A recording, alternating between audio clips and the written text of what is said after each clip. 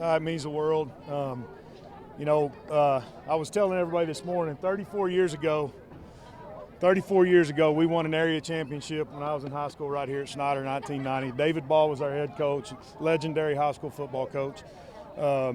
And it just still rings true to me today. And there's, this stadium has kind of been like a cemetery for me for a while because I can still see my dad sitting right up there underneath the press box and my mother up there with him and just so many things in the past. And so it was just an uplifting thing to finish it this way here at home. And I'm just as pleased as I can be. So. You made a pretty memorable game too, down 14 late. Just how was your team able to overcome that? So I'm going to let a secret out of the bag, but we've got a thing that we do in post. It's called the next play mentality. There's no more important play than the next play. We preach it. We feed it to them daily. We feed it to them by the minute. Now, even if you go score a 70-yard touchdown and you go up by 21, that was great, but the next play is the most important play, the kickoff return, the kickoff, whatever.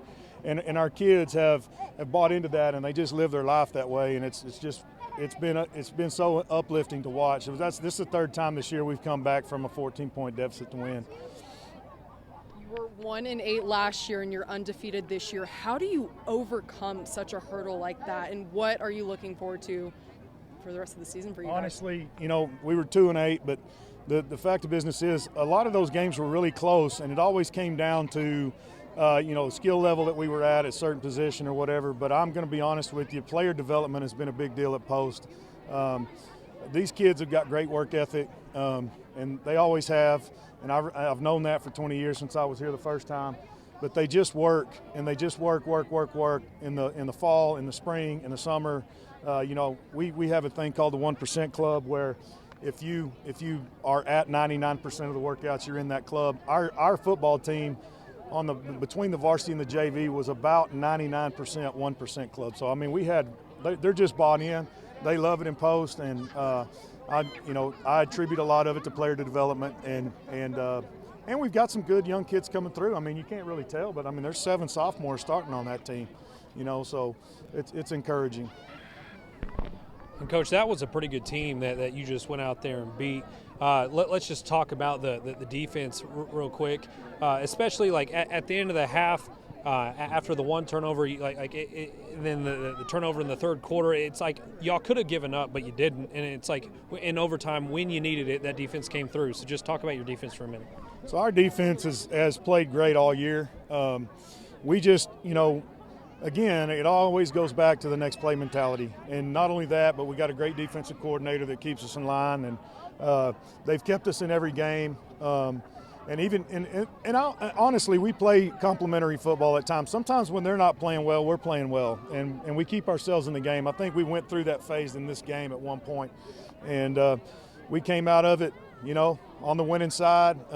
They say defense wins championships. I was a defensive coordinator for 20 years, so I get that. But at the same time, you gotta play complementary football. And our defense got the stops they needed.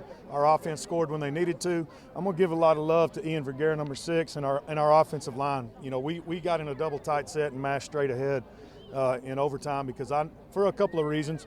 I knew we could move the ball doing it. I wanted our O-line, and I wanted Ian having the ball, and that also gave our defense time to recoup. They got rested and they got fixed what was wrong, and it turned out well in overtime.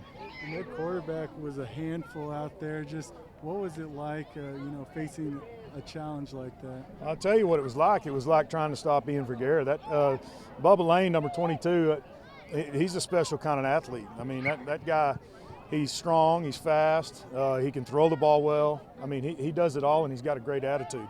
I mean, it's not every day in the middle of a hot game when you get a kid come over to the sideline and pat you on the rear end and say, hey, good job, coach. He came to our sideline and, on a play where he ran over there, hey, good job, coach. So, I mean, I think he's a good kid and a great athlete. Whoever it is, obviously a tough challenge coming in the next round. Do you have any early thoughts on just getting ready for that?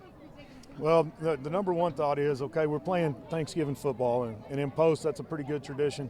But we're going to play the winner between Holly and Sunray. Both of them are top 5 football teams. One of them's number 1 in the state. The other one's number 5.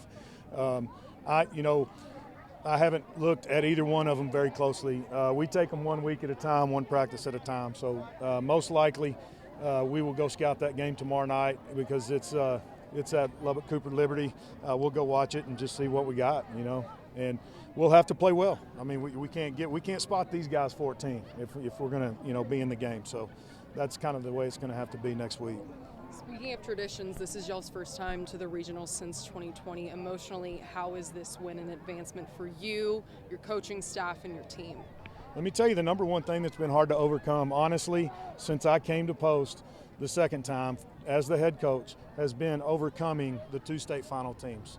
Both of those 2 teams that went to the state finals, it was almost like nobody will ever match those guys, and you're basically in the shadow of a great coaching staff and great accomplishments with great athletes.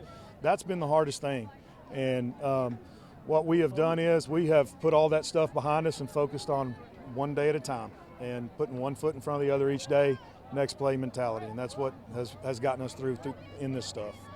So. And last question here from me, Coach. You say that the guys have bought in and it's like everyone's playing for each other. Just talk about the leadership on this team and how it's going to carry y'all into a daunting matchup next week.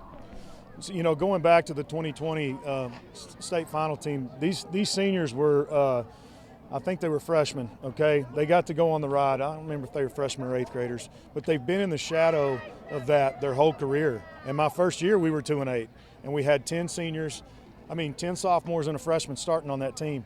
Those kids have had to work through all that, and my message to them has always been, go make your own legacy. Go get your own mark on the wall. Go put some skins on the wall for yourself. Our senior class has unbelievably stepped up. They've stayed intact. They've been great leaders. They've been complete workhorses. And, a testament to it, number 23, Caden Hawkins, he received the Premier Auto All Heart Award yesterday in front of his teammates. A guy, he exemplifies our whole senior class. Complete hard worker guy. Works his tail off, gets better every single month. I mean, since the day I've gotten there. And that's what this senior class has done. That's the class that's pulling us right now. We got 10 more seniors coming next year and a great bunch of sophomores to go with them that are going to be juniors next year. So.